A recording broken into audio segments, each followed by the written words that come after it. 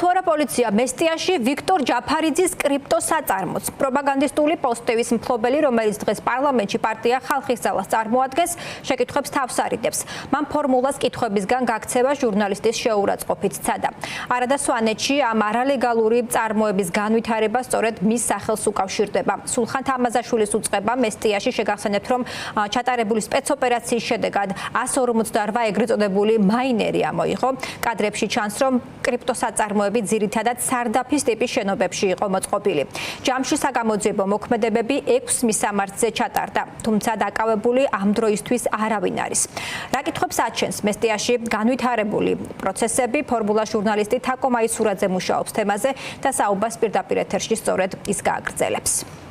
მაინინგის საქმეზე ამ დრომდე დაკავებული არავინაა, თუმცა ოპოზიციაში მმართველ გუნდს მოუწოდებენ, რომ პასუხისმგებლობა დააკისრონ იმ ადამიანებს, ვინც უფასო დენით წლების განმავლობაში კრიპტოვალუტას გამოიმუშავებდა.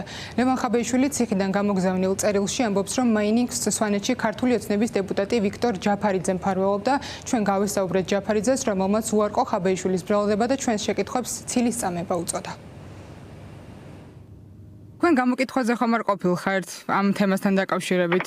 ან დაკავებას დაეგდეთ ვინც ამას ლაპარაკობს და გამოკითხვაზე წასაყვანებ დიდი ხართ, იმიტომ რომ აგენტები ხართ და იმის უცხოელების აგენტები ხართ, უნამოსოები ხართ და მაწყვარები ხართ, ცილის წამებისთვის უნდა იყო თქვენ გამოკითხვაზე. გეკითხებით თქვენ ხომ არ ყოფილ ხართ ან ხომ არ ელოდებით დაკავებას?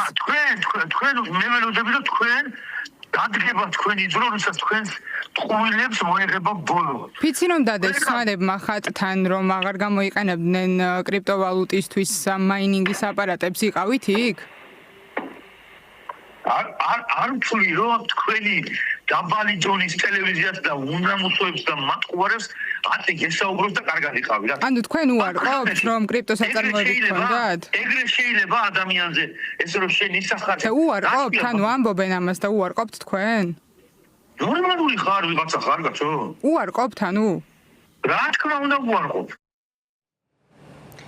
მამუკამ დინარაძის თქმით, უკანონო კრიპტომაინინგი ელექტროსისტემას აზიანებს და ამ ზიანის მოცულობა მინიმუმ 20-25 მილიონი ლარია, რაც დამატებით ფინანსურ ტვირთად აწვება ელექტროენერგიის საფასურის გადამხდელ ყველა მოქალაქეს. ქართული ოცნების სახელმწიფო მინისტრის მონაცემებით, მხოლოდ მესტიის მუნიციპალიტეტში ელექტროენერგიის მოხმარება გასულ წელს დაახლოებით 13-ჯერ აღემატებოდა სხვა მასშტაბის მუნიციპალიტეტებს. 4 წლის წინ მესტიაში წმინდა გიორგის ტაძარში ხალხი შეიკრიბა და ხატზე დაიფიცა, რომ მაინერებს გათიშავდნენ, რასაც სვანეთში ელექტროენერგიის უკანონო მოხმარების პრობლემა უნდა მოეგვარებინა, თუმცა ამას შედეგი არ გამოუღია.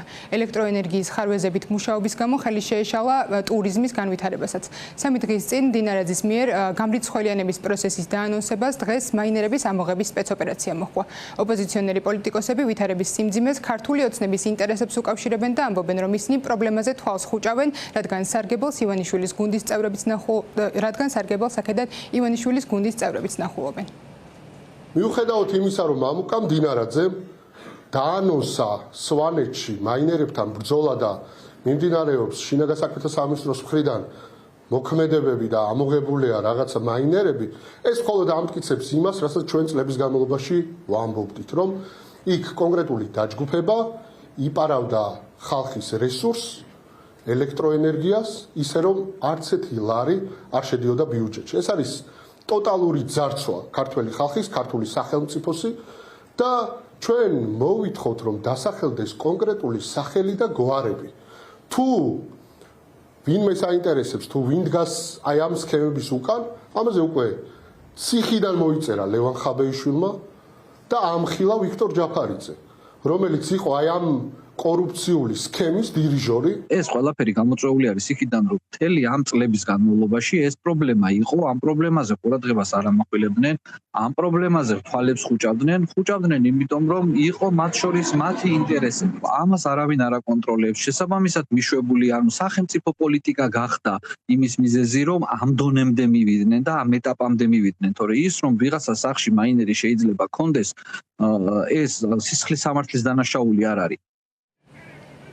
სვანეთის მცხოვრებლებისთვის 90-იანი წლებიდან მოყოლებული ელექტროენერგია უფასოა. სწორედ ამით ისარგებლეს კონკრეტულმა ადამიანებმა და მესტიაში ვირტუალური ფულის გამომუშავების დანადგარები დადგეს. საქმეზე გამოძიება საქართველოს სისხლის სამართლის კოდექსით მიმდინარეობს და კონკრეტული მუხლი დიდი ოდენობით ჯარიმას ან 3 წლამდე თავისუფლების აღკვეთას ითვალისწინებს.